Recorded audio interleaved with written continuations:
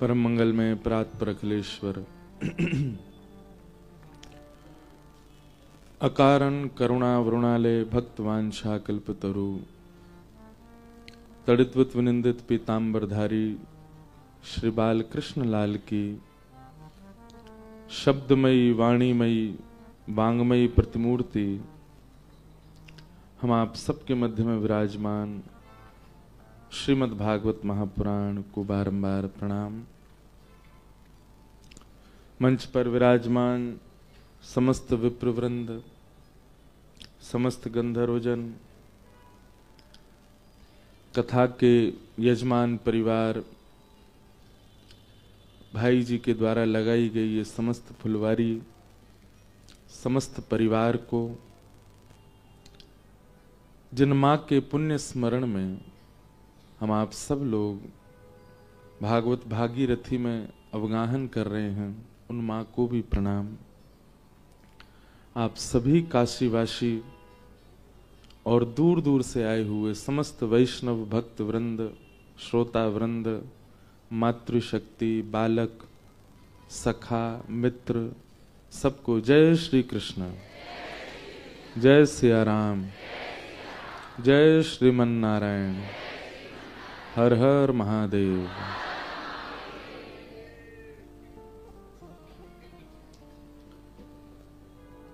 परमानंद के साथ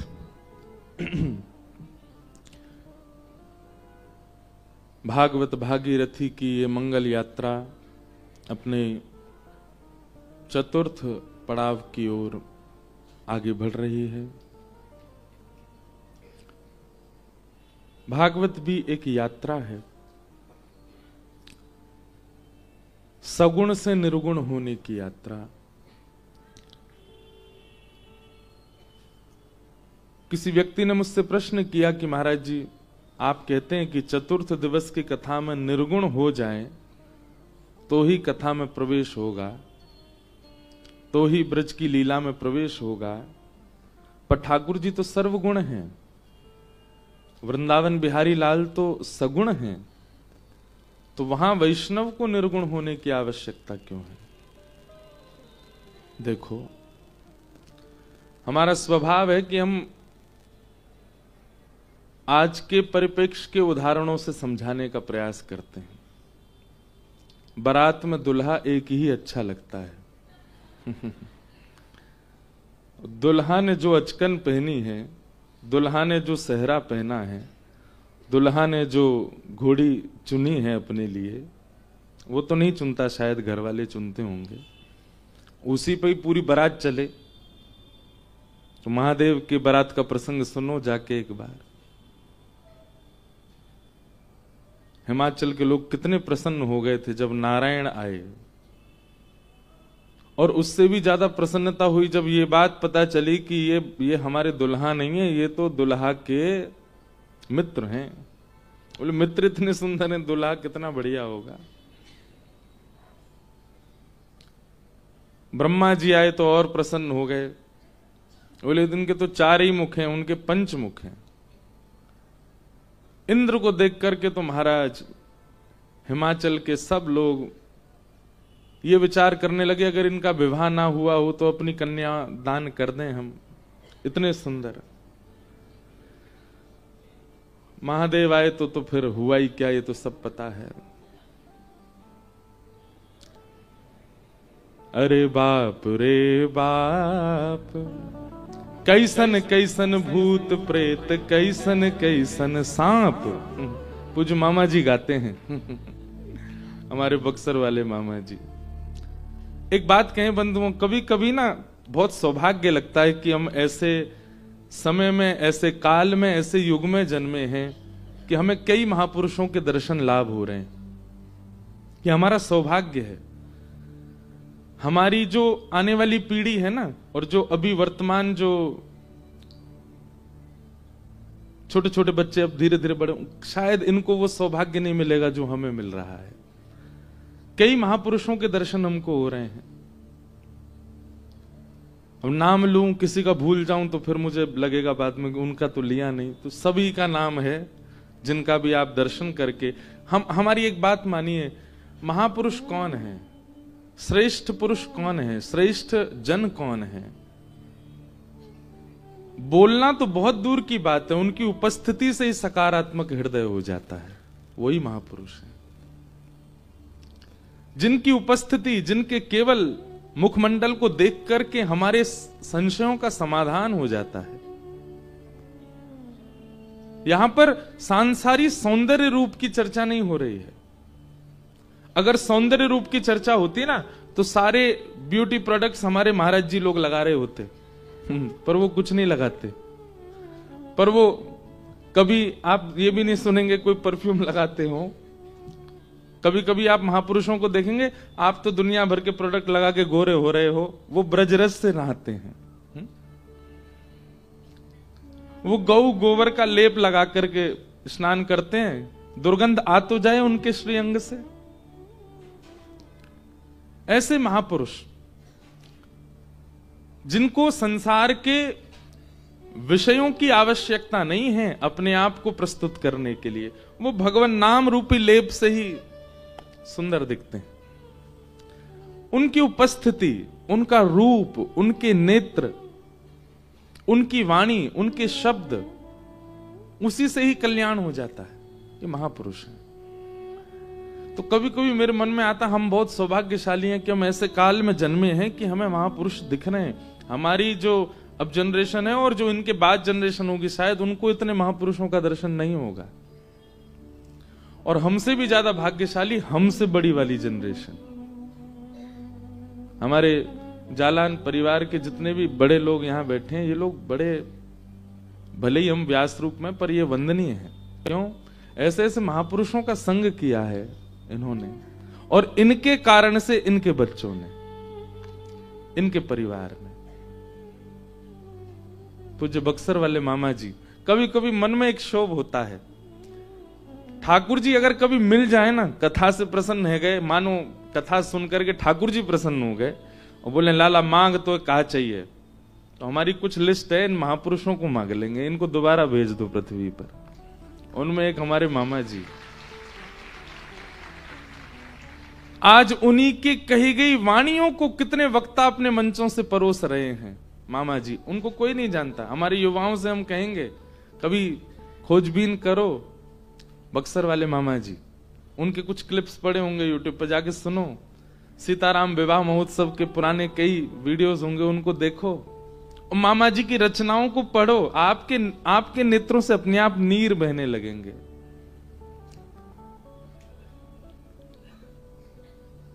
हमारे किशन जी बता रहे थे कि पूज्य पिताजी की कथा हुई जब जालान परिवार में, तो बोले महाराज जी हमको पहली बार मामा जी से मिलना पूज्य पिताजी के साथ ही हुआ। उन्होंने कैसे? तो बोले पूज्य पिताजी कहीं जा रहे थे, घर पे ही, हाँ, तो घर की बात है, संकट मोचन मंदिर में, यही संकट मोचन मंदिर में, तो पिताजी दर्शन करने के लिए गए, आप भी साथ में होंगे। तो सब लोग प्रणाम तो करते ही हैं, जो प्रणाम करते हैं तो कभी कभी हम लोग, मैं तो केवल कथाओं में ही पहनता हूं, खड़ा हूं, कई बार ऐसी प्रणाम भी हुई, 2 बार गिराऊं मैं मुंह के बल, इसलिए मैं कहता हूं दूर से ही करो भैया। तो प्रणाम होता है तो कोई बहुत समीप से प्रणाम करे तो या तो रुक जाया जाता है या थोड़े पीछे हट जाते हैं। तो प्रणाम किया एक महापुरुष ने, एक सामान्य सा ही, उनका स्वरूप तो बिल्कुल सामान्य ही रहते थे।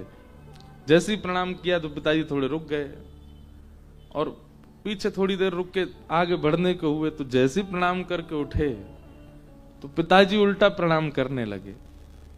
तो आपने पूछा महाराज जी कौन है? बोले अरे भैया हम जैसे 10 व्यासों का निर्माण करने वाले हैं, ये पूज्य मामा जी हैं, बक्सर वाले मामा जी, श्री नारायण दास भक्तमाली जी महाराज। उन्होंने ऐसी ऐसी रचनाएं लिखी हैं ठाकुर जी की लीलाओं पर, ठाकुर जी के उत्सवों पर। महादेव की बारात में कहते हैं, अरे बाप रे बाप, कैसन कैसन भूत प्रेत, कैसन कैसन सांप। ऐसी बारात गई महादेव की, महाराज लोग भागे, घरों में घुस गए। और मुझे पूरी पंक्ति तो याद नहीं, पर मामा जी उसमें वर्णन करते हैं कि जो जो लोग भाग भाग के घर आए, सबने पूछा कैसी लगी बारात, तो सब कहें अगर हिमाचल के कोई पुण्य बचे होंगे तो उन पुण्यों से, जिसके बहुत पुण्य होंगे वही जीवित बचेगा आज इस बारात को देख के, नहीं तो सब पधार जाएंगे।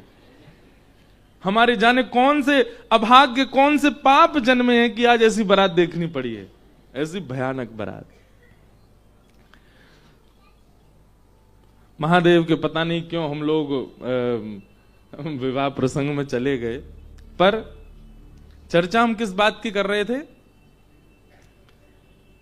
कि दुल्हा बारात में एक ही अच्छा। सबरे बाराती दुल्हा बन गए तो फिर इसमें कौन सा फायदा।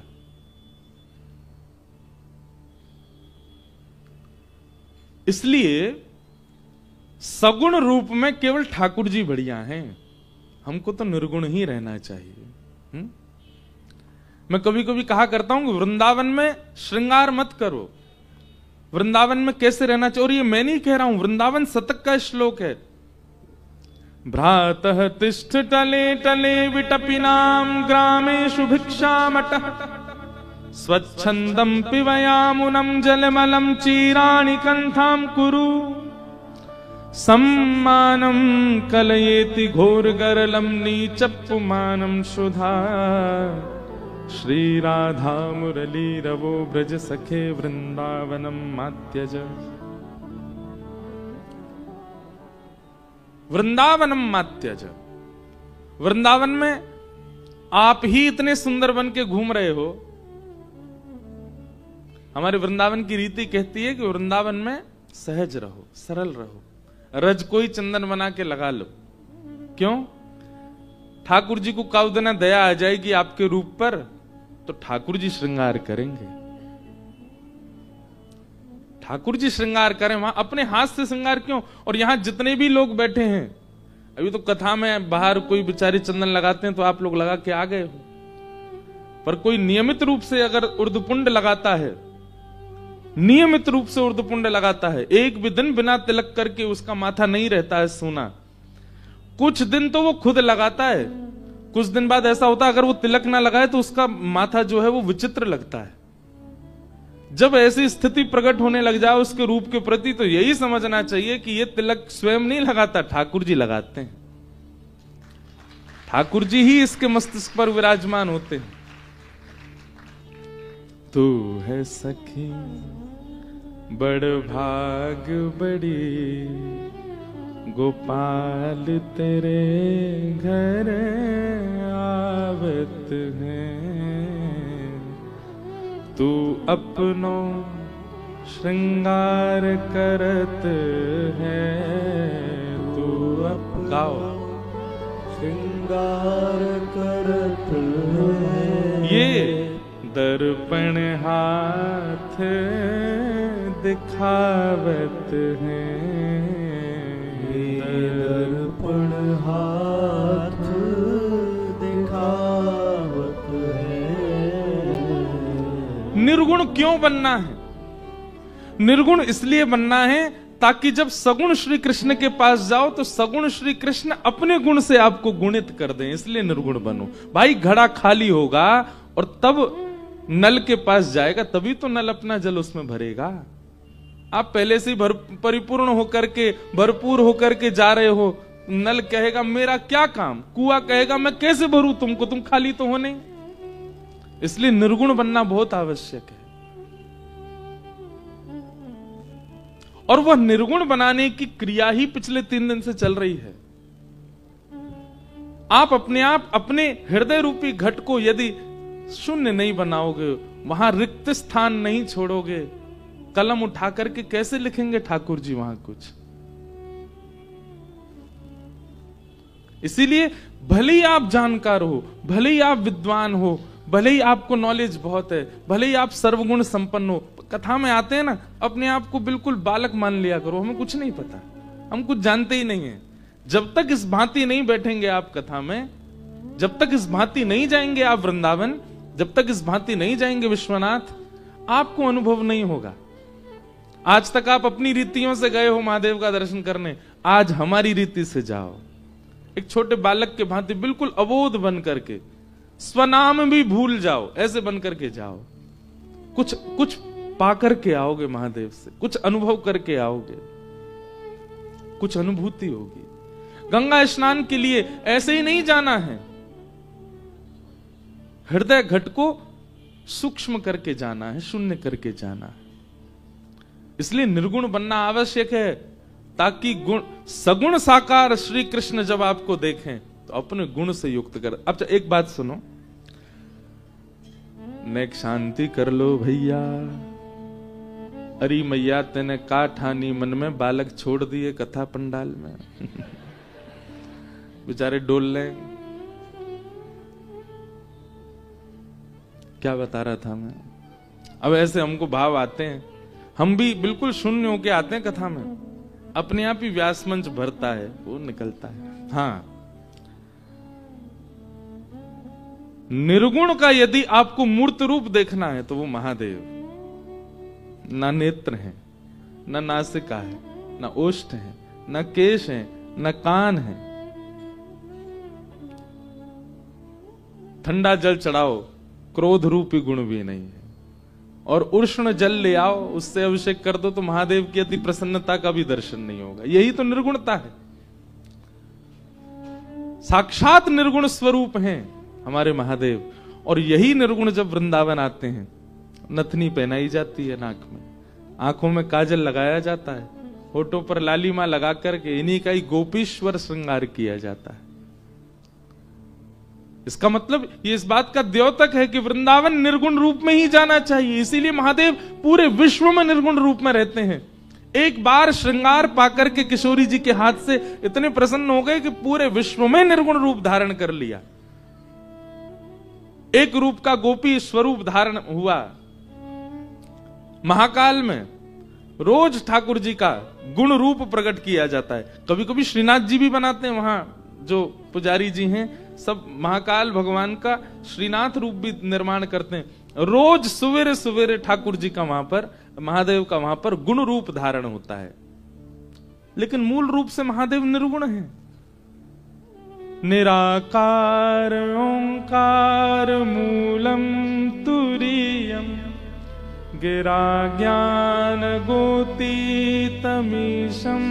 गिरीशं महाकरालम महाकाल कालम कृपालम गुणागार संसार पारम नतोहम नमामि शमीशान निर्वाण रूपम विभुम व्यापकम ब्रह्म वेद स्वरूपम नमामि शमीशान निर्वाण रूपम विभुम व्यापकम ब्रह्म वेद स्वरूपम। निराकार है, निर्गुण निराकार। रूप क्यों महादेव ने धारण किया? शायद इसीलिए कि कभी श्री जी ठाकुर जी ने जैसे एक रूप का श्रृंगार किया, ऐसे मेरे सब रूपों का श्रृंगार करें। निर्गुण बनेंगे तभी तो गुणवान आपको गुण प्रदान करेगा। घट खाली होगा तभी तो कुआं का जल आएगा। इसलिए निर्गुण। कोई कामना नहीं, कोई अभिलाषा नहीं, शून्यता चित्त में व्याप्त है, और उसी भाव से ठाकुर जी के सन्मुख जा रहे हैं।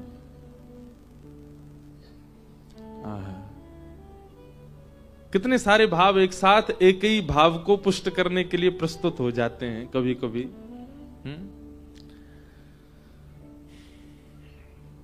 तो महादेव, आपको पता है स्तुतियों का राजा कौन है? शिव महिम्न स्तोत्र। स्तुतियों का राजा कहा गया है शिव महिम्न स्तोत्र को। और शिव महिम्न स्तोत्र की एक महिमा बताएं आपको। अगर कोई व्यक्ति नित्य शिव महिम्न स्तोत्र का पाठ करता है तो हर व्यक्ति के अंदर एक दैवी गुण होता है। सावधानी से सुनिएगा, संसार के हर व्यक्ति के जीवात्मा के अंदर एक दैवी गुण है, वो दैवी गुण कैसा होता है? गायन का भी हो सकता है, नृत्य का भी हो सकता है,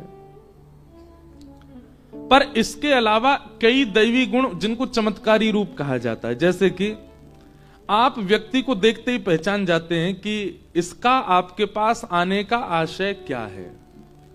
ये व्यक्तियों को परखने का दैवी गुण हर दूसरे व्यक्ति में होता है, तीसरे व्यक्ति में होता है। आपके सामने आया हुआ व्यक्ति, उसको देखते ही आप पहचान जाते हैं कि वो कैसा है, कैसा नहीं है। उसका रूप देखते ही आप पहचान जाते हैं। यह भी एक दैवी गुण है। कई लोग हैं वो सब्जियों की आकृति देख करके ही पहचान जाते हैं, ये मीठी होगी कि कैसी होगी, क्या होगी। ये भी एक कई लोगों का दैवी गुण। सब्जी मंडी जाओ कभी, महाराज वो क्या उठा के घूम घूमा, हमको तो सबरे आलू एक से लगते, हमको तो सबरे तरबूज एक से लगते। वो ठोक पीट के बजा के समझ जाते ये बढ़िया होगा। ये भी एक दैवी गुण है। कईयों का दैवी गुण होता है, जैसे आपने अपने बालकों का अनुभव किया होगा। एक ही उम्र के दो बालक हैं, पर एक बालक की कैचिंग पावर इतनी अच्छी कि वो विद्यालय में एक बार पढ़ के आता, उसको ट्यूशन की जरूरत नहीं, उसको याद हो जाता है। और दूसरे बालक के पीछे पड़े रहो, लिए किताब पढ़ाते रहो, याद ही नहीं होता उसको। यह भी एक दैवी गुण है। कुछ इस प्रकार की दैवी गुण जिसको अंग्रेजी में थोड़ा सिक्स्थ सेंस भी बोल दिया जाता है, एक एक्स्ट्रा ऑर्डिनरी माइंड भी कह दिया जाता है। अगर आपका दैवी गुण जिसको आप पहचान चुके हैं वो कभी सूक्ष्म होने लग जाए, अपनी स्थिति से बिलग होने लग जाए, वो आपके अंदर घटने लग जाए, तो शिव महिम्न स्तोत्र के पाठ से वो दैवी गुण पुनः प्रकट हो जाएगा। और किसी को अगर अपनी दैवी शक्ति, दैवी गुण नहीं पता चला है अभी तक, इतनी उम्र होने के बाद भी नहीं पता चला कि मुझ में विशेष क्या है, वो शिव महिम्न स्तोत्र का पाठ प्रारंभ कर दे, कुछ ही दिनों में उसको अनुभव होने लग जाएगा कि उसके अंदर का दैवी गुण कौन सा है। इस शिव महिम्न स्तोत्र की खास बात है। स्तुतियों का राजा कौन है? शिव महिम्न स्तोत्र। एक व्यक्ति था, बड़ी प्रसिद्ध कथा है शिव महिम्न स्तोत्र की, कि एक व्यक्ति था महादेव का बहुत बड़ा उपासक। उसी नगर का एक राजा भी महादेव का बहुत बड़ा उपासक।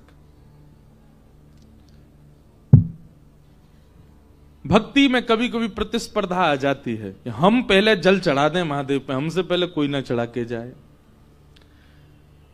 वीवीवीआईपी की भी बहुत कैटेगरी होती है। एक तो होती है हमको बस पास से दर्शन हो जाए, एक होती है हमको अभिषेक का अवसर मिल जाए, एक होता है कि पूरे दिन में सबसे पहला अभिषेक मेरा हो। इतना भी चाहते हैं लोग। तो राजा जो था उसकी ऐसी स्थिति थी कि उसको रहता था कि महादेव पर दिन का सबसे पहला बिल्व पत्र मैं ही चढ़ाऊं, मुझसे पहले कोई ना चढ़ाए। और उसके लिए उसने क्या किया, पूरे नगर से बिल्व पत्र के जितने पौधे वृक्ष आदि थे सबको मिटवा करके एक अपने ही बगीचे में बिल्व पत्रों का बगीचा प्रकट कर दिया। क्यों? मुझसे पहले कोई और बिल्व पत्र कहीं से तोड़ के जा ही नहीं पाएगा। मनमुखी राजा अपने आप बिल्व पत्र लेता और सबसे पहले जाता, उसके अलावा कोई जा ही नहीं सकता, क्योंकि पूरे नगर में बिल्व पत्र है ही नहीं। एक और भक्त महादेव का, उसने कहा ये तो हिंसा है। क्यों? दबाव हिंसा है। कल रात भर मेरे मन में यही चलता रहा। हमारे किशन जी ये सूत्र दे गए, महाराज जी दबाव हिंसा है। मैंने कहा हाँ।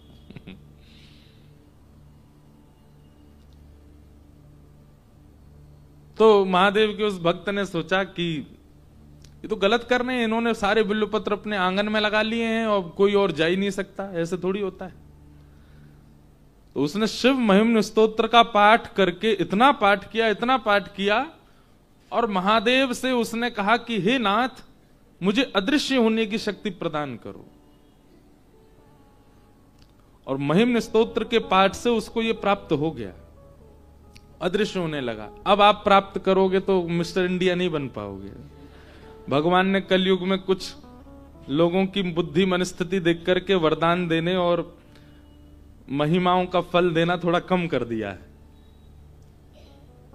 अब अदृश्य नहीं हो पाओगे। किसी के मन में अगर ये लोभ आ गया हो, ये बढ़िया बता रहे हैं।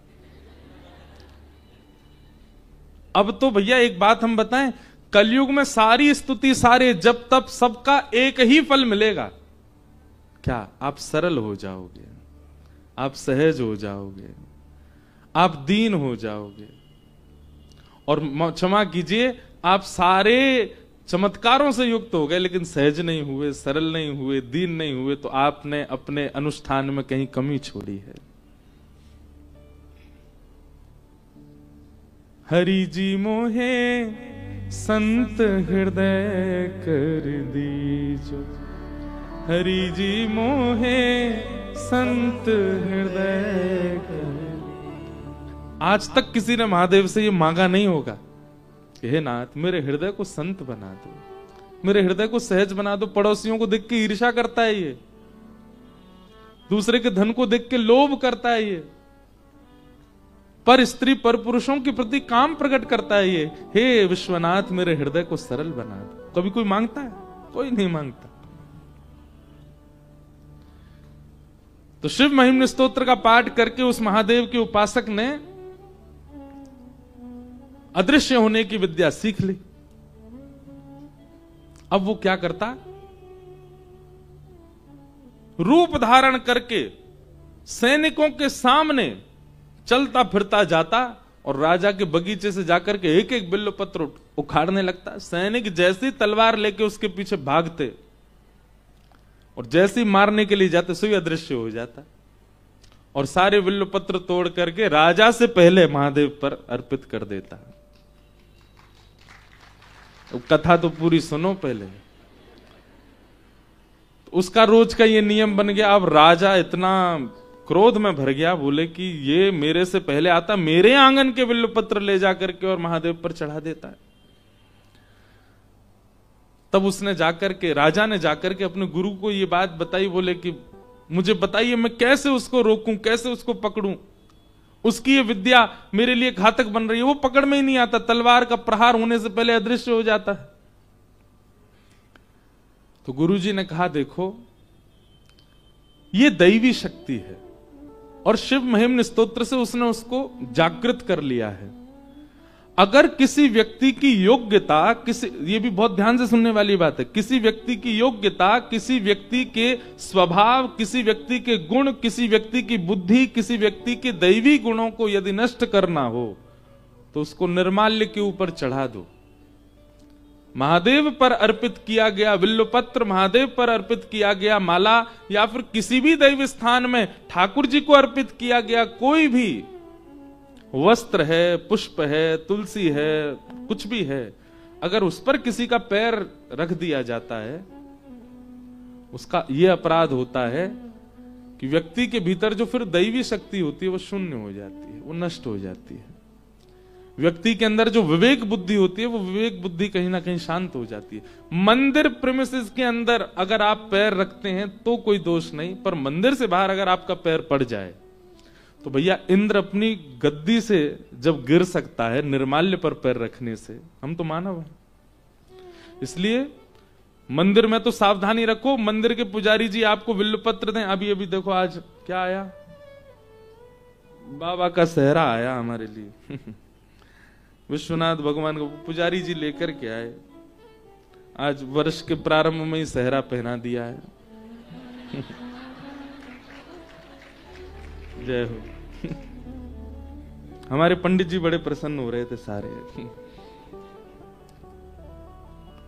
तो ये निर्माल्य है, ठाकुर जी को अर्पित है। तो मंदिर के अंदर अगर चरण आपकी गलती से पड़ जाएं तो कोई दोष नहीं, पर मंदिर के बाहर तो इन ऐसे जो भी मंदिर से प्राप्त होने वाली वस्तु उनको बड़ी सावधानी से घर लेकर के आया कीजिए। और संभवतः घर में कहीं बगीचा हो, कहीं सुंदर गार्डन जैसा हो, उसमें एक स्थान निर्माल्य के लिए ही रखिए। धागे सारे निकाल लीजिए और पुष्प आदियों को वहीं व्यवस्थित कर दीजिए। गंगा जी में भी अगर आप पधराते हैं तो वैसे तो गंगा जी में ना पधराएं, इनका उपयोग हो जाएगा अगर इनको भूमिगत ही कर दिया जाए। धागे निकाल लीजिए और उनको भूमिगत कर दीजिए। बहुत सावधानी रखा कीजिए निर्माल्य के प्रति।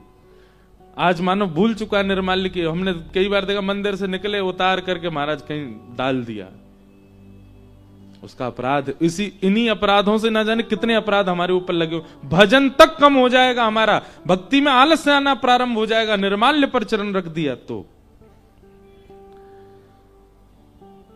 गुरु जी ने उपाय बता दिया। बोले निर्माल्य पर उसका पैर अगर पड़ गया तो उसकी अदृश्य होने वाली शक्ति खत्म हो जाएगी। राजा ने यही किया। शंकर जी पे खूब सारे बिल्व पत्र चढ़ाए, अभिषेक आदि करके सारे बिल्व पत्र ले जाकर के सारे बगीचे में फैला दिए। बोले अब आए सुबह। दूसरे दिन जैसे ही वो भक्त आया, वो तो अदब से आता था सबके आगे, जैसे सैनिक उसको मारने जाते सो अदृश्य हो जाता।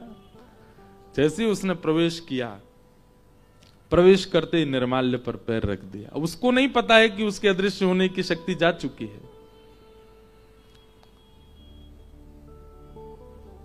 बिल्व पत्र तोड़ने लगा। राजा भी हंसता हुआ ऊपर से आ रहा था। सैनिक दौड़ करके गए, जैसे ही उसको पकड़ने लगे अदृश्य होने की शक्ति उसकी समाप्त हो गई। राजा बोला अब भाग करके दिखा। तलवार निकाल करके राजा उसका सर धड़ से अलग करने आया। उसने नेत्र बंद करके महादेव से प्रार्थना की, हे महादेव,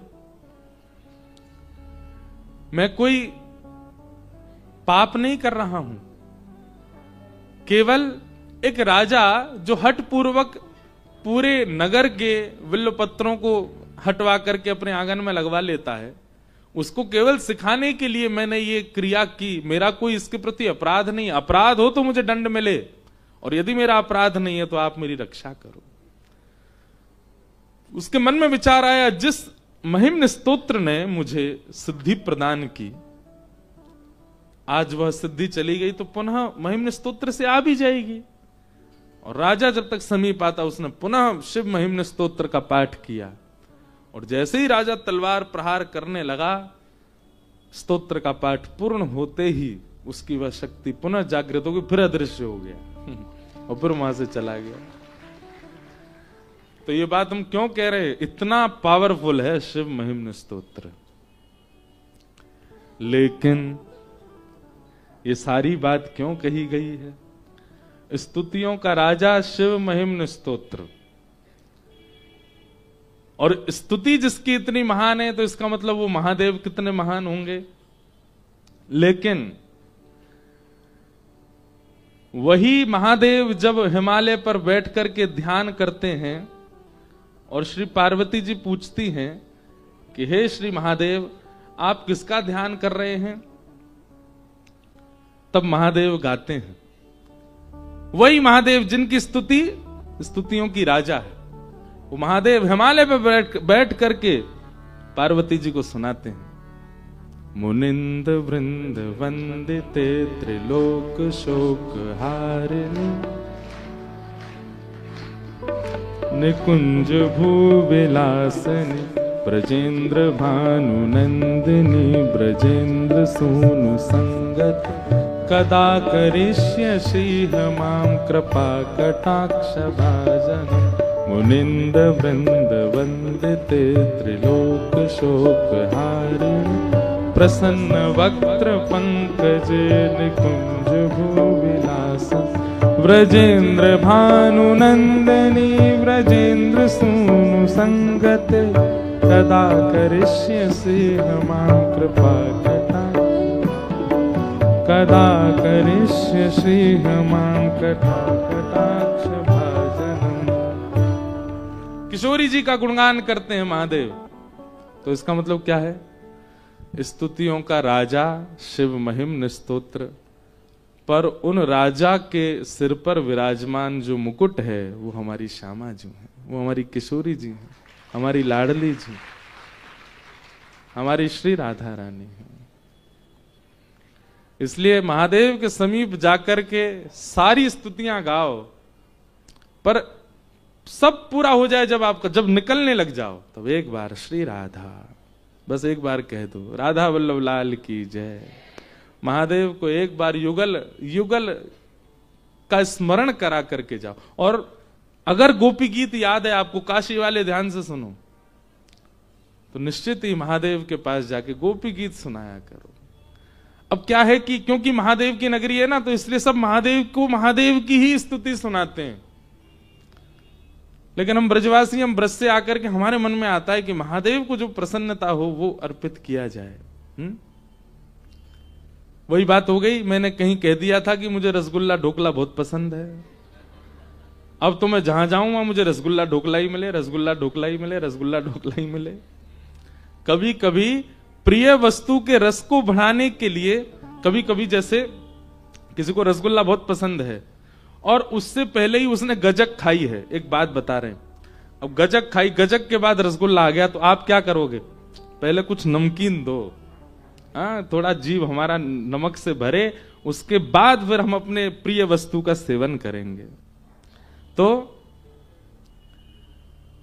यहां पर सब लोग महादेव को नमकीन पवा रहे हैं, अब रसगुल्ला पवाओ। जब आप देखते हैं कि सब लोग ठाकुर जी को हर हर महादेव और महादेव की स्तुति सुनाते हैं, महादेव प्रसन्न होते होंगे, पर उसके बाद एकांत में बैठ करके आप गोपी गीत सुनाया करो, महादेव प्रसन्न होते होंगे, कितने आनंद में आ जाते होंगे। तो ऐसे सब भाव हैं, निर्गुण बनिए तभी सगुण का अनुभव कर पाओगे। स्वयं ही इतने सर्वगुण संपन्न बन गए हो तो फिर वो सगुण कहां से दिखेंगे आपको। तो आज के मंगल भाव में प्रवेश करते हैं। कथा बहुत है, आज तो इतनी लंबी कथा है कि बस हम कैसे भी पहुंच जाएं नंदोत्सव तक। बोलो वृंदावन बिहारी लाल की जय। तो श्री सुखदेव जी महाराज, जिनको वेद व्यास जी ने भागवत की रचना करके प्रदान की, सब लोग बहुत सावधानी से सुनो। श्री सुखदेव जी भी महादेव की कृपा से वक्ता बने, कथा सबको पता ही है, उसका ज्यादा विस्तार नहीं करेंगे। सौनकादि ऋषियों ने प्रश्न किया, बोले महाराज सुखदेव जी के बारे में आपने बता दिया, अब कृपा करके ये बताइए परीक्षित कौन है और ऐसा क्या हुआ जिसके कारण उनको 7 दिन कथा श्रवण करनी पड़ी। हमने सुना उनको मृत्यु का श्राप लगा था। तब सूत जी महाराज अब यहां से परीक्षित का परिचय देने की कथा शुरू करते हैं और उसी में महाभारत के अंश का स्पर्श करते हैं। महाभारत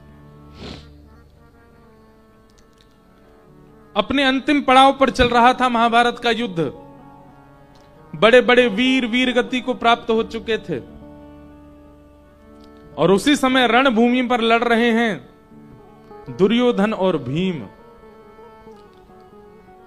भीम के अनेक प्रयास करने पर भी दुर्योधन पस्त नहीं हुआ। सब जानते हैं उसका लोह शरीर था। तब उसने भगवान की ओर देखा, आलोक्य वदनम सख्य, अपने ठाकुर जी की ओर जब देखा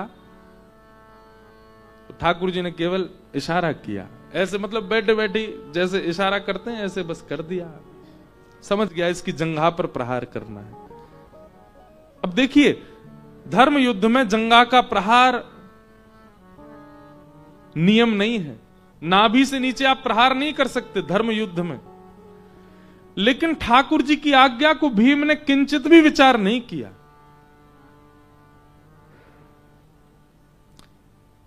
आज्ञा गुरुणाम अविचारणीयाम। मैं एक बार पुनः एक बात दोहरा रहा हूं, गुरु आज्ञा नहीं देते हैं, गुरु सामर्थ्य देते हैं। अगर गुरु आज्ञा कर रहे हैं और आप केवल उसको आज्ञा समझ करके स्वयं पर चिंतन, अब मैं कैसे करूंगा, अब मैं कैसे करूंगा, वो कार्य हो ही नहीं पाएगा। गुरु अगर कह दें ऐसा करो तो इसका मतलब उन्होंने सामर्थ्य के साथ हमें ये बात कही है, ये हमसे बनेगा। गुरु की आज्ञा, आज्ञा नहीं है, वो सामर्थ्य है। इसलिए उस पर विचार मत कीजिए, करें ना करें, कैसे करें, कैसे होगा, कब होगा, क्या क्या इसका रूप बनेगा, नहीं। गुरु सामर्थ्य देते हैं। अगर गुरु ने आपको नियम दिया है 365 दिन गंगा में नहाने का, तो आपके मन में ही आना नहीं चाहिए कि नवंबर के बाद कैसे नहाऊंगा, तब तो ठंडी हो जाती है। गुरु सामर्थ्य देते हैं। आप बिन विचार बस लग पड़िए उस कार्य पर, गुरु अगर आज्ञा देते हैं कि अब मैं कभी सुन ना लूं कि तुमने ऐसा कुछ खाया है, तो ये मत विचार करना अब मैं अपनी जीव को कैसे बताऊंगा कि मैं तुझे प्याज नहीं खवा सकता या मैं तुझे नहीं। गुरु कह रहे हैं, इसका मतलब सामर्थ्य गुरु देंगे। और एक बात सुनिए, गुरु अगर कहते हैं कि ये नहीं पाना है और आपने अगर गुरु के भाव पर पुनः विचार नहीं किया है, केवल उस आज्ञा को मान लिया है, आप अपनी जिह्वा पर उस वस्तु को डालेंगे, वमन अपने आप हो जाएगा। आपका शरीर स्वीकार नहीं कर पाएगा उसको, क्योंकि आपने गुरु आज्ञा पर विचार नहीं किया, मान लिया है। हम गुरु आज्ञा पर विचार करते हैं। सब लोग इधर देखो, सावधानी से सुनो, बहुत ध्यानपूर्वक सुनने वाली बात है। ठाकुर जी माता पिता और गुरु के द्वारा आज्ञा दिलवा करके आपको परखते हैं कि मेरी आज्ञा स्वीकार करने लायक है कि नहीं। और जब माता पिता गुरु की आज्ञा पर हमारी सजगता ठाकुर जी नहीं देख पाते, तो फिर ठाकुर जी स्वयं कभी कोई आज्ञा नहीं करते। जिसने कभी अपनी मातृ आज्ञा नहीं मानी, जिसने कभी अपने गुरु की आज्ञा नहीं, वो मेरी आज्ञा मानेगा। इसलिए माता पिता और गुरु की माने विनहि विचार, विचार मत करो उस पर। गुरु अगर कह दें तो ये है, करना है। वो बात अलग है कि आजकल आप प्रभाव देख करके अगर गुरु बना बैठे हैं किसी को, तो फिर उसका दंड भी तो मिलेगा आपको। प्रभाव देख के गुरु बनाया और फिर उस गुरु की आज्ञा मान के पछताए, तो फिर उसका दंड भी तो मिलेगा। इसलिए गुरु परख करके नहीं मनाना है। आप स्वयं को सत्संग के भाव से ऐसा निर्माण कीजिए कि फिर आपको गुरु ही चुनेंगे। देखिए, बहुत ध्यान से सुनिएगा। कोयले से हीरा प्रकट होता है, हीरा को तराशा जाता है, फिर उसको जौहरी की दुकान में पधरा दिया जाता है, पहुंचा दिया जाता है। अब वह हीरा जितना मूल्यवान बना होगा, उतने मूल्य का अधिकारी ही उसको खरीद पाएगा, हर कोई नहीं खरीद सकता। ठीक उसी प्रकार हम सब मानव जो हैं, हम सब हीरे के समान हैं। सत्संग से हमने अपने हृदय को जितना तराशा होगा, उस हृदय के अनुकूल ही गुरु जीवन में आएंगे। आप गुरु को नहीं चुनते हैं, गुरु आपको चुनता है। वो बात अलग है कि आपके मन में आया मैं इनसे गुरु दीक्षा ले लूं, और आप जाकर के उनसे गुरु मंत्र ले आए। आपको ये प्रोसेस में दिखाई दिया कि आपने चाहा उनके पास जाना, पर नहीं, आपका हृदय का मोल इतना था कि ये गुरु मिले आपको। इसलिए हम गुरु दीक्षा मैं नहीं देता। क्यों? कथा ही सुनो।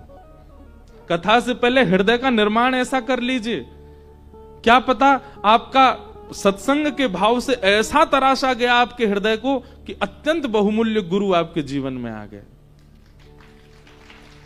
और केवल प्रभाव के पीछे भागे, सत्संग नहीं किया, हृदय को तराशा नहीं, हृदय बना, तो फिर गुरु भी उतने मूल्य वाले ही आएंगे। गुरु भी ऐसे ही आएंगे जो हीरे का डस्ट खरीद सके। उसको क्या बोलते हैं जो हीरे का डस्ट बनता है फॉर्म, उसको सॉलिटेयर बोलते हैं उसके डस्ट को। अब पता नहीं क्या बोलते हैं, आप लोग ज्यादा जानो। हमको तो किसी ने बना के पहना दिया है, ये मैं सोचना हमको पता है। अच्छा, इसके पीछे भी कारण है। कई लोग मुझसे पूछते हैं आप क्यों पहनते हो। हमारे यहां संस्कारों में कर्ण भेदन संस्कार भी है, और ये नियमित रूप से, अब मैं उसकी पूरी जानकारी लेके कल बताऊंगा, ठाकुर जी का भी कर्ण छेदन संस्कार होता है। हमारे यहां संस्कार है, हर पुरुष का कर्ण छेदन होना चाहिए। और लोग बाग इस बात को पता नहीं किस रूप में लेते हैं, पर मैं कल और गुरुजनों से पूछ के इसके विषय में पूरी जानकारी सुनाऊंगा। और कल ठाकुर जी का कर्ण छेदन संस्कार का एक पद भी सुनाऊंगा। ठाकुर जी का जब कर्ण छेदन संस्कार हुआ तो क्या हुआ, इतनी सुंदर कथा है। तो ये कर्ण छेदन संस्कार, ये संस्कार है, ये होता है, हर पुरुष का होना अनिवार्य होता है। अब नहीं हो पाया हो तो बात अलग है, पर होना चाहिए। अब कई जगह ऐसा मानते हैं कि गुरु कान में मंत्र बोल देते हैं तो वही कर्ण छेदन हो जाता है, उसी को कर्ण छेदन संस्कार मान लो। यह भी एक अपना अपना मत है, पर धारण करना चाहिए पुरुषों को भी।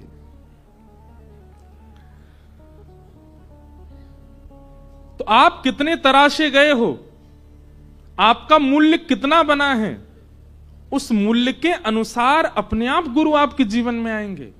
इसीलिए पहले सत्संग खूब करो, सबको सुनो, जिसकी वाणी प्रिय लगती हो उसको श्रवण करो, उससे आपका हृदय निर्माण होगा, गुरु अपने आप जीवन में आएंगे। और फिर गुरु जब जीवन में आ जाएंगे, उनके प्रति आप दूसरा विचार नहीं करोगे, एक बार उनकी आज्ञा होते ही आप पालन करोगे।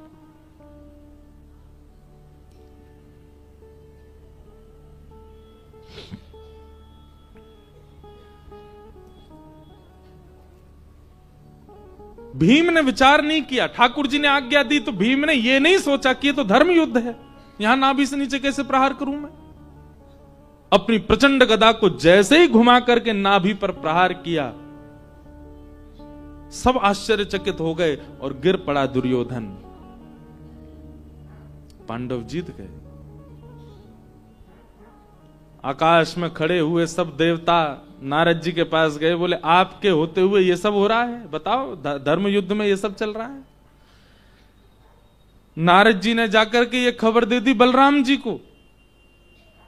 बलराम जी को जैसे ही पता चला कि बलराम जी तो युद्ध में थे ही नहीं, तो बलराम जी दौड़ करके आए भीम को मारने के लिए। भगवान ने रोका,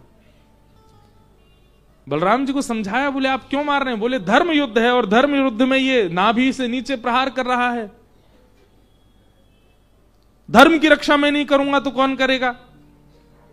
लाला तू तो भक्त वत्सल है, तू तो कृपा करे सबन पे, तू तो दयावान है, पर मुंह पे ना होवे दया। कोई धर्म विरुद्ध कार्य करेगा तो मैं देख नहीं पाऊंगा, और तू हट जा मेरे मार्ग से, या भीम आज छोड़ूंगा नहीं मैं।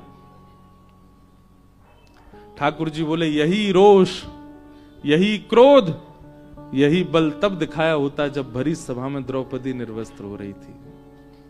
तब आपने क्यों नहीं किया? उस समय आपको धर्म की याद क्यों नहीं आई? उस समय आप रक्षक क्यों नहीं बने ठाकुर दाऊ दादा?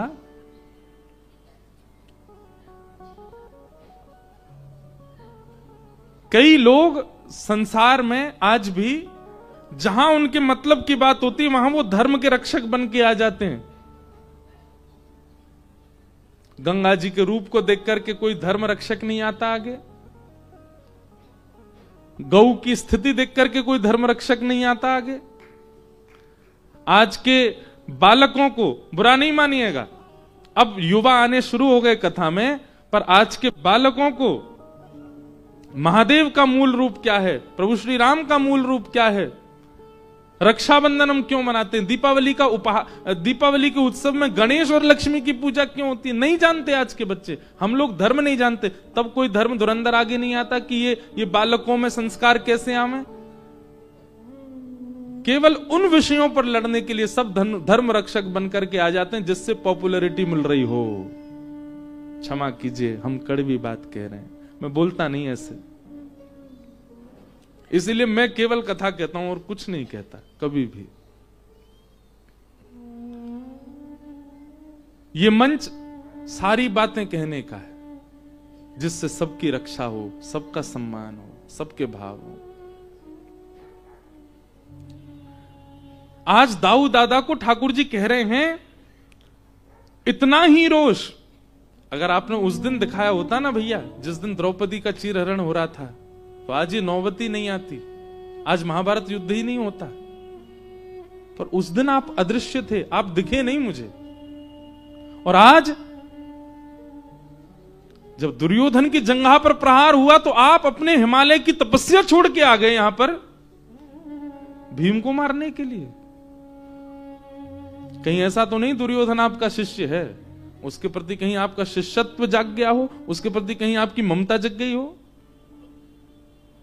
दाऊ दादा बोले नहीं नहीं लाला, ऐसी बात ना है। ताऊ जी का सारा गुस्सा हल्का, हल मूसल दोनों फेंक दिए दूर। भगवान कहते हैं धर्म विरुद्ध को दंड देना यह धर्म है, पर धर्म विरोधी को मारने के लिए यदि अधर्म का आश्रय लेना पड़े तो वह भी धर्म है। दुर्योधन, बात सुनिए पहले पूरी ताली की आवश्यकता नहीं, सुनो, समझ में आनी चाहिए, आपका मुखमंडल बता देगा, आप समझे। दुर्योधन धर्म विरोधी है। एक अबला नारी को, एक सौभाग्यवती नारी को भरी सभा में निर्वस्त्र कर रहा था। उसी दिन इससे अधर्म हुआ था, और ऐसे अधर्मी को मारने के लिए हम धर्म का विचार करेंगे कि धर्म क्या कहता है, धर्म कैसे कहता है, धर्म की व्यवस्था क्या है। जिस व्यक्ति ने स्वयं धर्म का उल्लंघन किया हो, और स्थितियां होती हैं धर्म उल्लंघन की, एक नारी का असम्मान, नारी के सौभाग्य का हरण, नारी के भाग्यवंत भेष का हरण, यह तो धर्म की चरम स्थिति को पार कर देना होता है, अधर्म की। वो किया है दुर्योधन ने। और ऐसे अधर्मी को मारने के लिए भैया यदि अधर्म का आश्रय लेना पड़े तो वह भी धर्म है। ब्राह्मण को नहीं मारना चाहिए, पर रावण को मारा भगवान ने। वहां पर भी यही बात आई, क्या एक सौभाग्यवती नारी का हरण किया रावण ने, पर स्त्री पर कुदृष्टि डाली है रावण ने। वह धर्म की अधर्म की चरम स्थिति को पार कर चुका है, इसलिए अब उसका धर्म नहीं देखा जाएगा। वो ब्राह्मण है, विप्रकुल का, ये सब विचार नहीं किया जाएगा। कभी कभी अधर्मियों को मारने के लिए धर्म का अतिक्रमण करना पड़ता है, और वही धर्म है। इसलिए दुर्योधन की जंघा पर प्रहार करवाया मैंने।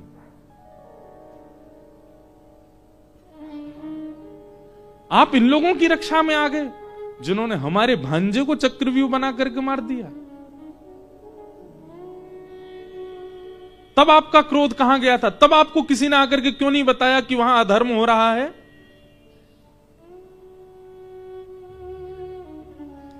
दाऊ दादा का बहुत स्नेही है, बहुत प्रेमी था अभिमन्यु, और जैसे ही पता चला कि अभिमन्यु मारा गया, भगवान ने पूरी बात बताई कैसे मारा गया। और भैया हमारी भांजे की बहू सगर्भा है,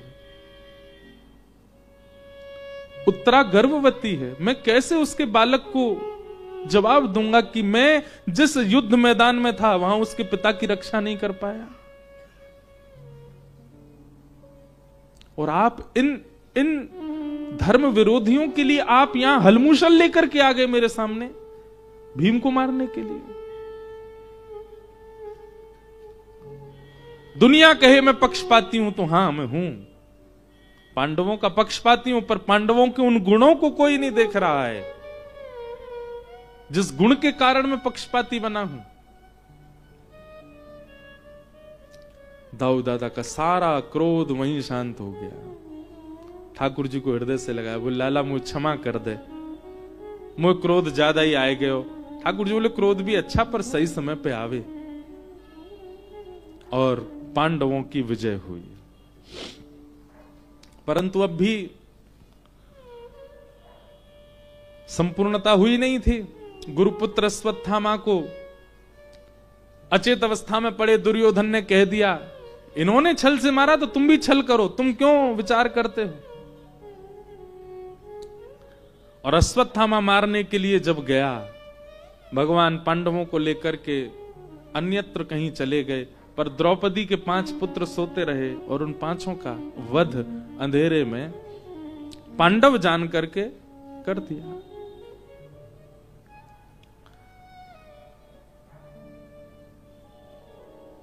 प्रातःकाल का समय हुआ, पूरे पांडव समाज आज उत्सव मनाने के लिए तत्पर थे, परंतु मातम मनने लगा। क्यों? शिविर से रक्त की धार बह रही है। दौड़ करके जाके देखा तो द्रौपदी के निर्दोष बालक मरे पड़े हैं।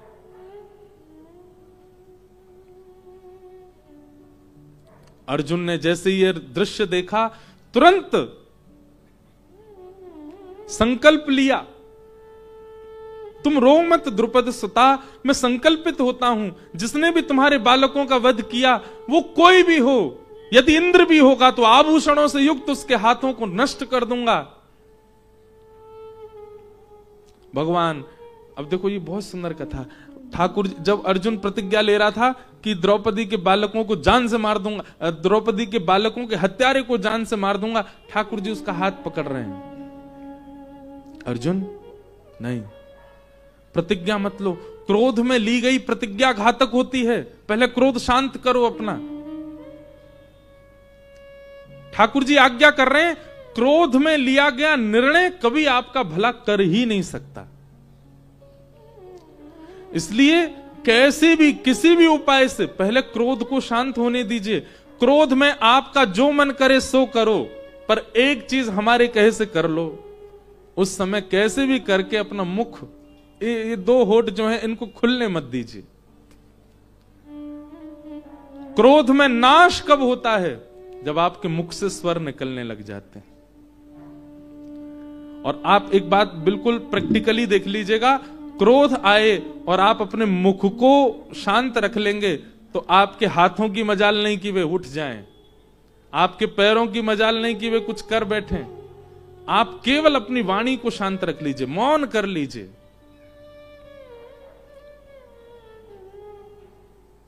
अगर ठाकुर जी ने फिर उसको आज्ञा की वो तू भी ब्रह्मास्त्र चला दे, और दोनों ब्रह्मास्त्र समाप्त हुए, शांत हुए, अर्जुन की रक्षा हुई। अश्वत्थामा को पकड़ करके लेकर के बांध करके उसके हाथ पैर जैसे ही पहुंचे, द्रौपदी ने सुना मेरे बालकों का हत्यारा मिल गया। निकल करके बाहर आई देखने को, किसने मारा मेरे बालकों को। इतना सुंदर श्लोक है, निरीक्ष कृष्णापकृतं गुरुसुतं वाम स्वभावा कृपया नाम च। जिस प्रकार गोस्वामी जी की वाणी परिस्थिति अनुसार बदल जाती है, कभी सती जी को दक्ष कुमारी कहते हैं और सकल भवानी कहते हैं, और वहां पर परिस्थिति बदल रही है इसलिए नाम बदल जाता है।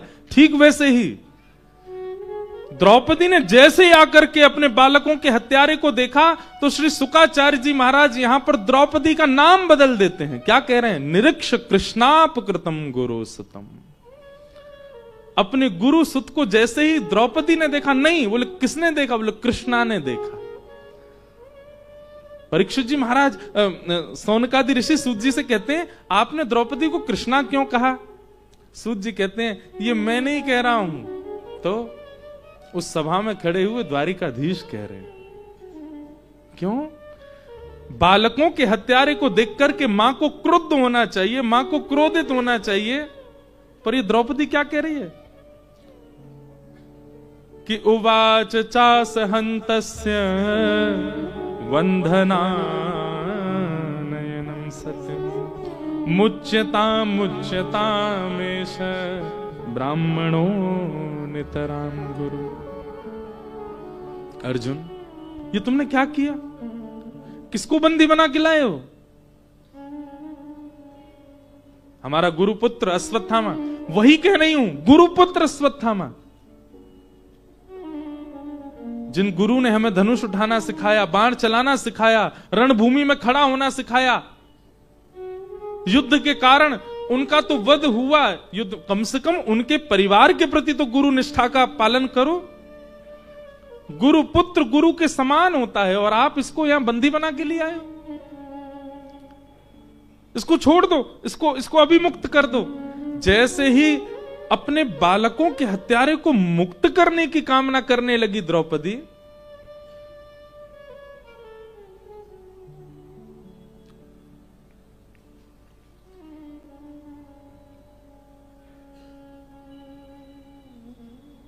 भगवान कहते हैं मां सब सह लेगी,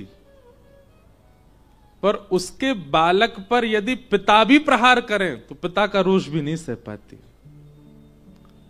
खुद शिकायत करेगी, देखो तुम्हारा बेटा ऐसा करता है, देखो ये ऐसा करता है, और पिता जब क्रोध करे, ठीक है, जब तक मां को लगेगा इतना ठीक है, जैसे उससे ज्यादा पहुंचता तो मां ही बीच बचाव में आ जाती, बस बस ठीक है, इतना मैं देख लूंगी, अब इससे ज्यादा नहीं।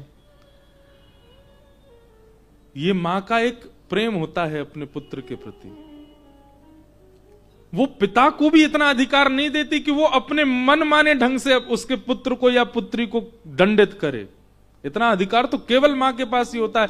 अरे कहां तक कहें, पर ब्रह्म भी यदि क्रोध करने लगे तो मां उस भगवान को भी चैलेंज करती है, ठाकुर जी राजी राजी मान जाओ, मेरे बालकों पर संकट मत दो, नहीं तो फिर मुझ पर और भी तरीके हैं।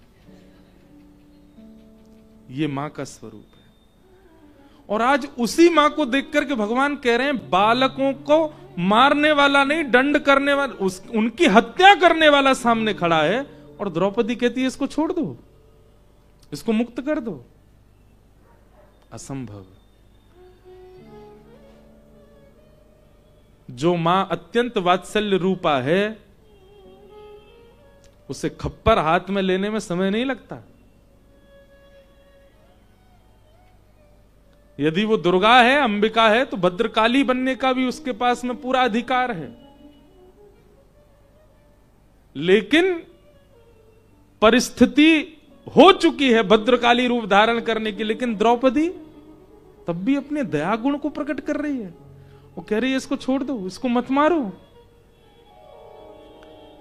तब भरी सभा में किसी ने क्या कहा क्या नहीं कहा, परंतु सूत जी महाराज कहते हैं भरी सभा में दूर खंबे से सिर लगा करके खड़े द्वारिकाधीश के नेत्र सजल हो गए देख करके, और कहा दया का देवता है कृष्ण और दया की देवी है कृष्णा, निरीक्ष कृष्णापकृतम गुरु सुतम।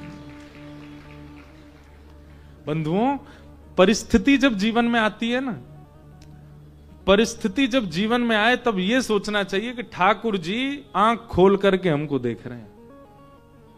जब कोई परिस्थिति नहीं है, सब बहुत इजी चल रहा है, बहुत फ्लेक्सिबल है लाइफ में, सोचो ठाकुर जी कहीं और व्यस्त हैं अभी। लेकिन जैसी परिस्थिति आ जाए तो यही सोचना चाहिए ठाकुर जी ने आंख तो खोले लिए, डबल लेंस और लगा लिए, अब देख रहे हैं हमको। और उस परिस्थिति में आप जो निर्णय लेते हो, उससे ठाकुर जी आपको औदा प्रदान करते हैं अपने हृदय में। इसलिए परिस्थिति से भाग मत जाया कीजिए। परिस्थिति जैसी जीवन में आवे तो बस यही ध्यान, अब ठाकुर जी की दृष्टि है, अब मुझे संभल करके कदम उठाने हैं और संभल करके निर्णय लेना है।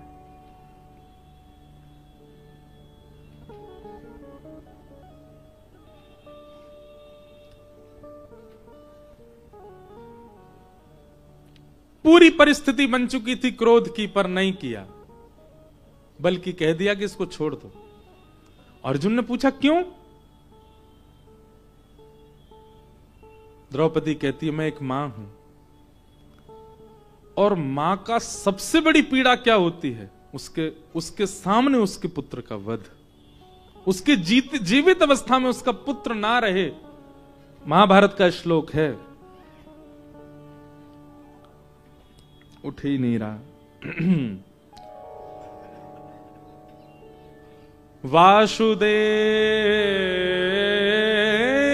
जरा कष्टम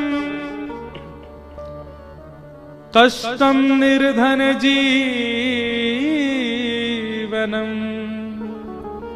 पुत्र शोक महाकष्टम कष्टात् कष्ट कर क्षुधा। बहुत ध्यान से सुनिए, सबसे बड़ा कष्ट क्या है? जरा, बुढ़ापा। आंखों पे पड़ेगा जाला, नाक से बहेगा नाला, लाठी से पड़ेगा पाला, जरा जिंदगानी का। सबसे ज्यादा कठिनाई होती है बुढ़ापे में। अच्छा, पता है क्यों? क्योंकि आपकी इंद्रियां हो चुकी हैं शिथिल, पर इंद्रियों की जो इच्छाएं हैं वो बहुत बलवान होती हैं। आप जब भुजिया खा रहे होते हैं तो जो वृद्ध जिनके दांत नहीं है उनका मन नहीं होता? बहुत मन होता है, उनका भी होता, हम भी खाएं, पर इंद्रियां जा चुकी हैं, इंद्रियां पूर्ण रूपेण शिथिल हो चुकी हैं। तो वासुदेव जरा कष्टम, सबसे बड़ा कष्ट क्या है? बुढ़ापा। पर बुढ़ापे से भी जब बड़ा कष्ट क्या है? निर्धन जीवनम। एक तो बुढ़ापा और उसमें भी निर्धन हो जाना, ये सबसे बड़ा कष्ट है। पर संसार में सबसे बड़ा कष्ट क्या है? सबसे प्रचंड कष्ट क्या है? पुत्र शोक महाकष्टम। वो महाकष्ट है कि माता पिता जीवित और उनका पुत्र चला जाए। द्रौपदी कहती है मैं 5 पुत्रों की मृत्यु की स्थिति में हूं अभी। एक मां को कितनी पीड़ा होती है अर्जुन, तुम सह भी नहीं पाओगे। 1 करोड़ बिच्छू एक साथ डस रहे हो, इतनी पीड़ा हो रही है मुझे अभी, और मैं नहीं चाहती जिस पीड़ा में मैं हूं कोई और मां जाए, इसलिए इसको मत मारो। द्रौपदी यूं ही नहीं बन गई है भगवान की बहन, यूं ही नहीं प्रिय है श्री कृष्ण को। दया गुण ठाकुर जी को बहुत प्रिय है। दया का गुण लाइए। अनेक बातें द्रौपदी ने कही। मुझे अचानक याद आया कृष्ण जन्म होना है आज।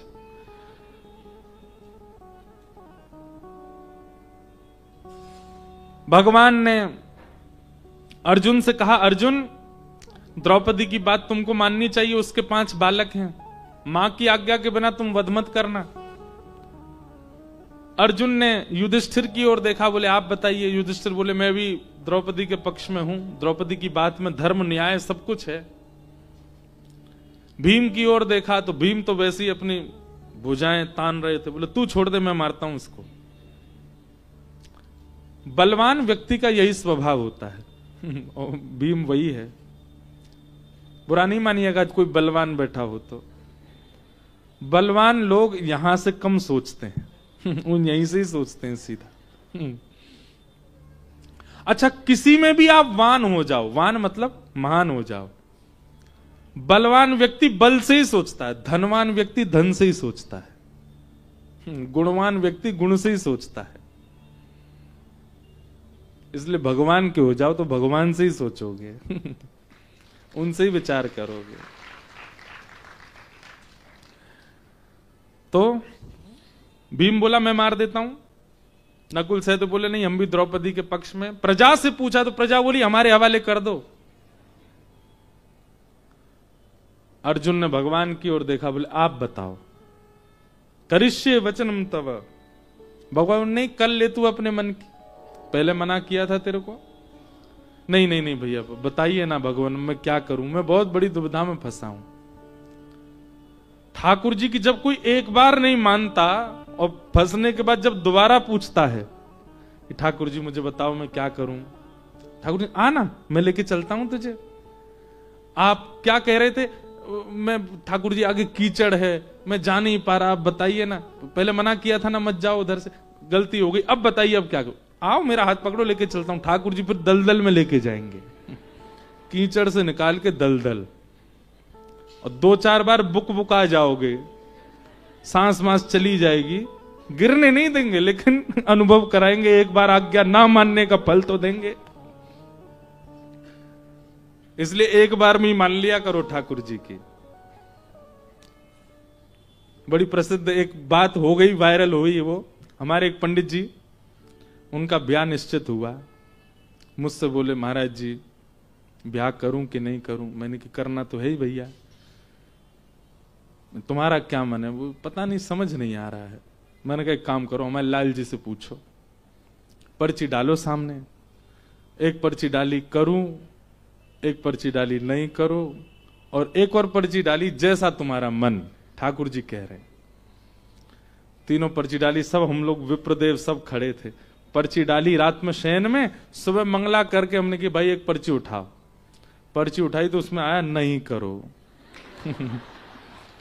स्पष्ट ठाकुर जी ने मना कर दिया मत करो। अब हम सब उसको देखें। मैंने कि अब उसने कहा एक तो दुविधा हो गई, वो तो मैंने आपको बताई नहीं। मैंने क्या, घर वाले तो पक्का कराए हैं। मैंने कि तो फिर इतना, इसीलिए गुस्सा में ठाकुर जी ने मना किया है। बोले पहले मुझसे पूछता, जब सारी बात पक्की होगी तब क्यों पूछने आया है? बोले एक बार और डाल लूं, शायद हां कर दे। मैंने कहा डाल, तो फिर डाली, फिर उठाई तो क्या आया, कर लो। अब बोला अब तो आगे, मैंने कि सुन अब एक एक पॉइंट हुए, अब तीसरा पॉइंट देख। मैंने कहा अब एक बार और डाल, अब जिस तरफ पड़ला ज्यादा, 2 वोट जहां पड़े वो करना। पंडित जी ने तीसरी बार फिर पर्ची डाली, अब की बार उठाई तो आया जैसा तुम्हारा मन। तीनों बार तीनों अलग उत्तर। तो सिर पकड़ के बैठ गए। मैंने कहा सुनो, हमारे लाल जी छोटे से, अब ज्यादा संकोच, उनको खेलने दो। मैंने अब तेरा जो मन हो तो कर। ब्याह कर लिया। ब्याह के बाद में अब हम तो रहते हैं कथाओं में, रहते हैं महीनों महीनों बाहर ही हैं। तो उनकी गृहिणी गई अपने मायके, और मायके जाकर के फिर महीनों तक आई नहीं। अब वो बोले महाराज जी क्या करूं? मैंने लाल जी तो पहले ही मना कर रहे थे मत करो। तुमने जबरदस्ती करी। अब तुमको था कि कैसे भी करके 2 बार हाँ ही आ जाए, अब ब्याह तो हो ही गया। मैंने कहा प्रथम आज्ञा ही मान लिया कीजिए ठाकुर जी की, बार बार नहीं। इसका मतलब ये नहीं आप सभी पर्चियां ही डालते रहो ठाकुर जी के आगे। इसके पीछे एक बात और हम कहते हैं, भैया ठाकुर जी को ज्यादा संकोच में नहीं डालना। आप छोटी छोटी बातों पे ही पर्ची डाल। आज बताओ कढ़ी बनाए कि दाल बनाए, बता डालो। ठाकुर जी कहेंगे अरे भैया मैं नित्य क्रीड़ा करवे वारो, निकुंज में रहवे वारो, तेरी उलझनन ने सुलझाऊंगो, तो को मैंने बुद्धि दई, आंख दई, नाक कान सब दिए, अपने आप कर। जब आपको लगे कि बहुत विषम परिस्थिति, तभी ठाकुर जी से आज्ञा लिया कीजिए। बात बात की आज्ञा लेंगे तो ठाकुर जी गुस्सा में उल्टी पर्चियां उठवाएंगे। ले बेटा ये ले, ये कर। हाँ तो कहीं हमारो नुकसान कर रहा लीला में। तो भगवान ने मना किया था अर्जुन को कि प्रतिज्ञा मत ले, पर अर्जुन नहीं माना। तो अब जब गया ठाकुर जी को कर ले अपने मन की, कर ले। नहीं नहीं एक बार आप बता दीजिए, जो कहेंगे वो करूंगा। भगवान बोले देख ले, जो कहूंगा सो करेगा। बोले हाँ। भगवान कहते हैं ब्रह्म बंधुर न हंतव्य आतताई बधारहण। ब्राह्मण कैसा भी क्यों ना हो, अर्जुन उसको मारना नहीं चाहिए। और बालकों का हत्यारा कोई भी क्यों ना हो, उसको छोड़ना नहीं चाहिए। तेरे सामने जो परिस्थिति है, ये ब्राह्मण है इसलिए इसको मारना नहीं है, और क्योंकि ये बालकों का हत्यारा आतताई है इसलिए इसको जीवित नहीं छोड़ना है। अर्जुन बोला मैंने किससे पूछ लिया, मारना भी है छोड़ना भी है।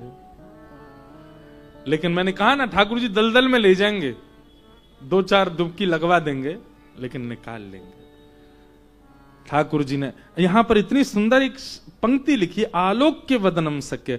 जैसे ही अर्जुन के माथे पर पसीना आने लगा, अब मैं क्या करूं? तब भगवान ने उसकी ओर अपनी कटाक्ष दृष्टि से देखा, और जैसे ही ठाकुर जी ने देखा, देखते ही अर्जुन को पता लग गया मुझे क्या करना है। ब्राह्मण है इसलिए मृत्यु दंड नहीं देना, बालकों का हत्यारा है इसलिए इसको जीवित नहीं छोड़ना। मतलब ऐसी स्थिति करनी है कि जीवित रहे पर प्रति क्षण मरे।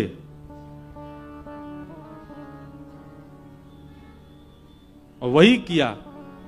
जीवित व्यक्ति प्रति क्षण कब मरता है? जब भरी सभा में उसका अपमान होता है। अपमानित व्यक्ति हर क्षण मरता है। व्यक्ति को अपने प्राणों से भी ज्यादा प्रिय होता है अपना स्वाभिमान, अपना मान, प्राणों से भी अति प्रिय होता है। जिसका होता है, जिनका स्वाभिमान है, जिनका है ही नहीं उनको तो कोई कह नहीं सकता, पर स्वाभिमान बहुत प्रिय है। आधी दाढ़ी मूछ मूड़ करके, आधे केश मूड़ करके, शिखा छेदन करके बड़ी सभा से बाहर कर दिया।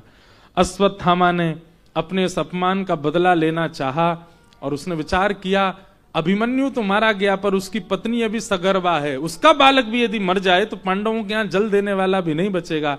ब्रह्मास्त्र छोड़ दिया। उत्तरा दौड़ी दौड़ी भगवान के पास गई। पाही पाही महायोगिन देव देव जगतपते, हे नाथ मेरी रक्षा करो।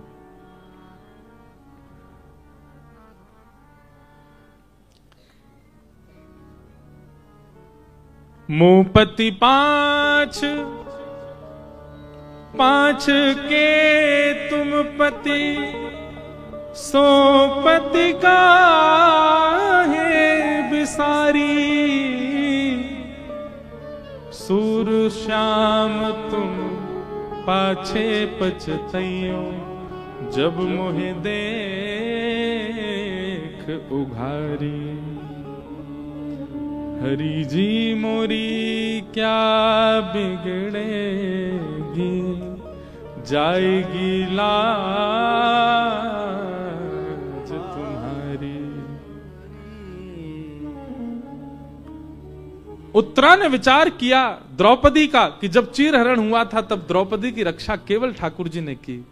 आज ब्रह्मास्त्र मेरे बालक को मारने के लिए छोड़ा गया तो मेरी रक्षा भी वही करेंगे। दौड़ करके गई है। यहां पर ससुर खड़े हैं, बड़े बड़े सब लोग खड़े हैं रक्षार्थ, पर किसी के पास नहीं गई, द्वारिकाधीश के पास गई। आप मेरी रक्षा करो।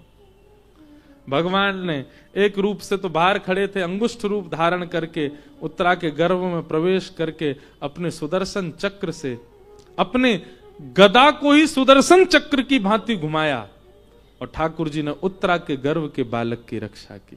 बोलो भक्त वत्सल भगवान की जय। यही बालक परीक्षित बना। हमारे पूज्य पिताजी महाराज के सदगुरुदेव अनंत श्री विभूषित श्री रामानुज प्रपन्नाचार्य गुरु जी, मेरे दादा गुरु, उनकी एक बात, उन्होंने एक सभा में एक बात कही और इस बात पर स्वामी श्री अखंडानंद जी ने मोहर लगाई। वे कहते हैं भगवान ने द्रौपदी के 5 पुत्र नहीं बचाए, जिनका वध करने अश्वत्थामा पहुंच गया। तो ठाकुर जी को पता था अश्वत्थामा आ रहा, तभी तो पांडवों को लेकर के चले गए। लेकिन भगवान ने उत्तरा के बालक की बाहर से नहीं, गर्भ में प्रवेश करके रक्षा की है। भागवत जी में स्पष्ट वर्णन है कि ठाकुर जी उनके गर्भ में प्रवेश कर गए और अपनी चक्रा नाम की गदा को चक्र की भांति घुमाया। सुदर्शन चक्र लेकर के नहीं गए ठाकुर जी। क्यों? ठाकुर जी के मन में भाव आया, नन्हा सा बालक है, नन्हा सा बालक है, चक्र के तेज से कहीं कोई दिक्कत ना हो, इसलिए ठाकुर जी विचार करके गदा लेकर के गए और उस गदा को इतनी द्रुत गति से घुमाया कि उर्ध होकर के उसकी वायु जाने लगी और ब्रह्मास्त्र आकाश में ही नष्ट हो गया। लेकिन हमारे गुरुदेव भगवान एक बात यहां पर कहते हैं, ठाकुर जी ने द्रौपदी के बालकों की रक्षा नहीं की, उत्तरा के गर्भ के बालक की गर्भ में जाके रक्षा की। गर्भ में जाके रक्षा करी, ये बड़ी बात है। मतलब जिस गर्भ में हमें दोबारा ना जाना पड़े उसके लिए कर्म सुधारो, ये सारे शास्त्र करते हैं। पुनर्जन्म ना लेना पड़े ऐसे कर्म करो। ठाकुर जी उस गर्भ में प्रवेश कर गए। ऐसा क्या विशेष था उस बालक में? तब गुरुदेव भगवान कहते हैं ठाकुर जी को पता था भविष्य में ये कथा का श्रोता बनेगा, मेरी कथा का अधिकारी बनेगा, मेरी कथा श्रवण की रुचि इसके चित्त में आएगी और ये सप्ताह कथा श्रवण करने वाला एक श्रोता है। इसलिए ठाकुर जी गर्भ में प्रवेश कर गए उसकी रक्षा करने। गुरुदेव भगवान कहते हैं अपने जीवन में कोई व्यक्ति एक क्षण भी यदि सत्संग या कथा श्रवण कर रहा है तो इस बात को प्रमाणित मान ले कि उसने गर्भ में भगवत दर्शन तो किया है, उसके गर्भ में ठाकुर जी ने उसको आकर के देखा तो है। आपने भगवान को देखा, ठाकुर जी को देखा, क्यों भावमयी चर्चा पर आप रुदन करने लगते हो?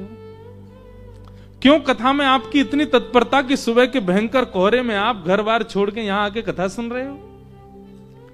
दूर दूर तक जगह नहीं है। कई लोग, जालान जी पहले घंटे से मुझको दिख रहे हैं, खड़े हैं। क्यों?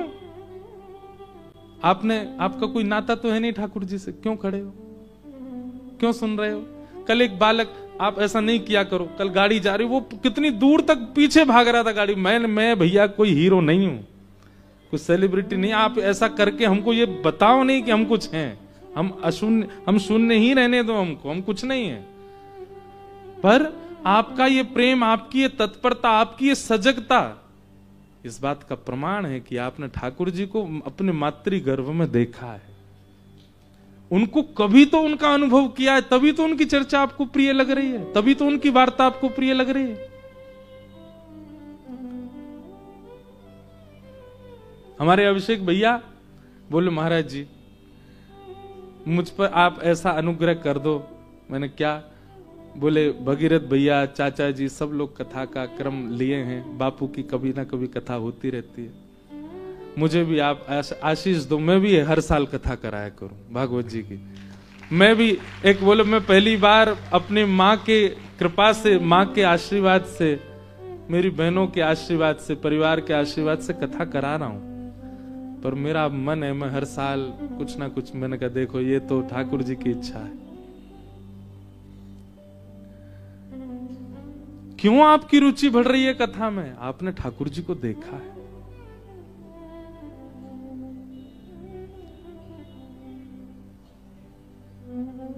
वो पंक्ति में गाता हूं कथा में,